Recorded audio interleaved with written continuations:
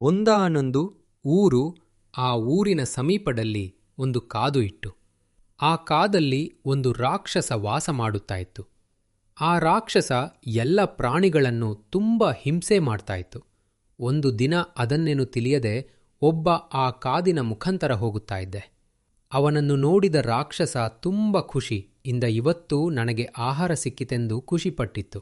ಹಾಗೆ ಅವನ ಹಿಂಬಾಲಿಸತೊಡಗಿತ್ತು. ಅದನ್ನು ನೋಡಿ ಅವನು ಭಯದಿಂದ ನಾನು ಉಳಿಯುವುದಿಲ್ಲವೆಂದು ತಿಳಿದುವಲ್ಲೇ ನಿಂತು ಆ ರಾಕ್ಷಸನಿಗೆ ಅವನ ಹತ್ತಿರದಲ್ಲಿರುವ ಕನ್ನಡಿಯನ್ನು ತೊಡಿಸಿ, ನಾನು ರಾಕ್ಷಸವನ್ನು ಹಿಡಿಯಲು ಬಂದವನು, ನಾನು ಈಗ ನಿನ್ನಕ್ಕಿಂತ ದೊಡ್ಡ ರಾಕ್ಷಸನನ್ನು ಹಿಡಿದಿದ್ದೇನೆ ನೋಡು ಎಂದು ತೋರಿಸಿತು. ಅದನ್ನು ನೋಡಿದ ರಾಕ್ಷಸ ಭಯದಿಂದ, ನೀನು ನನ್ನನ್ನು ಯಾನು ಮಾಡಬೇಡ, ನಾನು ನಿನಗೆ ಸಾಕಾಗುವಷ್ಟು ಬಂಗಾರವನ್ನು ಕೊಡುತ್ತೇನೆ ಎಂದು ಹೇಳಿ ಅವನನ್ನು ಬಿಡಿಕೊಂಡು ಬಂಗಾರವನ್ನು ಕೊಟ್ಟು ಹೊರತು ಹೋಯಿತು.